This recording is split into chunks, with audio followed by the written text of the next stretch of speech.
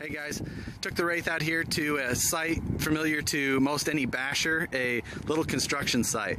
I'm just through my second pack, but I'm not going to get any running footage today because if you can see hanging down there, I've twisted off both front and rear drive shafts. The rear went first, and then just in screwing around in frustration or whatever, I was blowing around in front wheel drive and ended up finishing off the front as well. So looks like this week's upgrade has picked itself. I'll get back to the shop and work on replacing those drive shafts. Alright guys, back in the shop. Like I said, out in the field, I ended up with some twisted, toasted drive shafts. This isn't the first time that I've twisted these wild bore axial drive shafts before, so I kind of expected this to come. I just didn't know if it would come so soon with that stock motor. However, that 3S LiPo can definitely accelerate things. If you don't want to upgrade your drive shafts right away, or you just want to keep running for the weekend, I've got a quick free mod you can do to keep yourselves running. As you'll notice, it's always the male side of this drive shaft that lets go on you, not the female. A quick trick, it's something that we used to do a lot back in the day when better drive shafts weren't available. What you'll do is in your box, whether you have the kit or this truck, there should be some spare drive shafts. So what you'll do is you'll replace the male side of this drive shaft, the side that's twisted.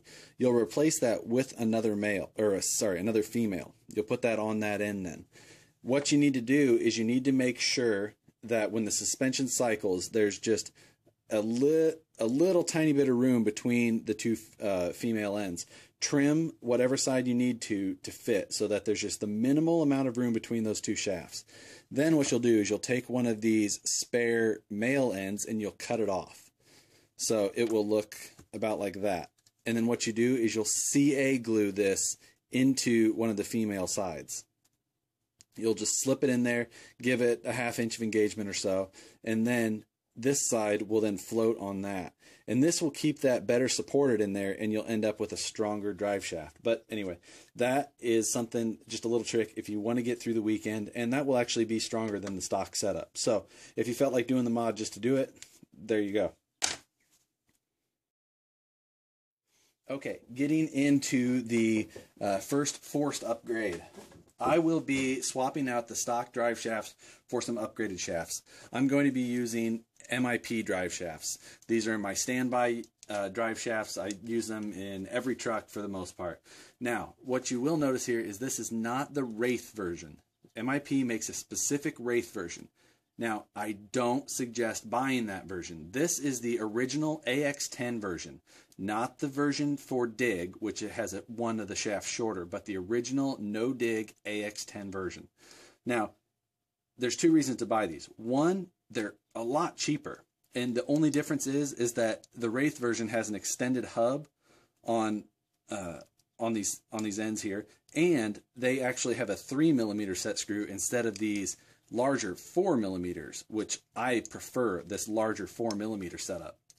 Now, you will also have to buy a set of the Traxxas 5145 set pins. It's hard. This is a 4mm thread, and then you've got the extended shank there, like the original Axial versions, except 4mm instead of 3mm. Now, the nice thing is that these will thread right into your MIPs, and you'll get a nice firm hold. And that 4mm, it seems to hold in there better than the 3mm for me. Use some Loctite on them. They will stick out a little on the ends. That's not an issue, except for at the front output side on your transmission. I've already pulled the transmission out of this truck, so this goes on the output just like any of the other ones will. But with these longer 4mm set pins, you will probably get some rubbing on this spur gear cover. My suggestion is just to cut some of that away with your Dremel. You can use a minimal amount, and you can still use your spur gear cover if you like. I rarely run a spur gear cover. not for any major reason. I just, a truck like this, I know I'm going to be in here several times, so it's just one more thing in the way, and I'm really not too worried about anything getting up into my my setup here. So you can clearance the spur gear cover where this bell end of that drive shaft will likely rub, but again, not a big deal. You can sand it away and you can get to it before it actually cuts a hole in it, so it'll still be completely functional if that's the way you want to go. But anyway, I'm going to throw these drive shafts in this truck. I did one more upgrade this week before I called it a day. I have stripped out these stock Axial plastic servo horns pretty easily before. So this week I decided I wanted to go right ahead and throw on a new servo horn. So this is a servo horn from Golden Horizons. It's a double clamping. I normally order Robotronics, but they were out of stock, so I ordered this, and I'm really not that happy with it. The splines are not cut that deep. They look pretty weak, and the fit on it was terrible. I had to beat it on there with my brass hammer and a piece of wood. So I will not be buying those again, and that's my first Golden Horizons part I've ordered, and that will probably put an end to that for me as well. So, but anyway, double clamping servo horn, nice upgrade. It might take that servo out a little sooner if from a lack of give, but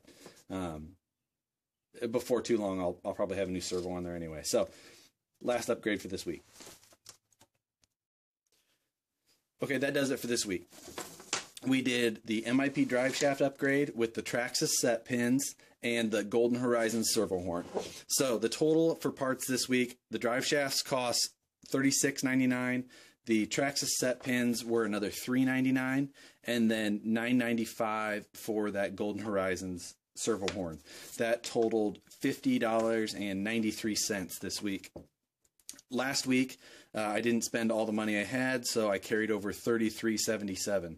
So this week we had a total of $83.77, and after we spent $50.93 this week, that leaves us with $32.84 to carry over to next week's budget.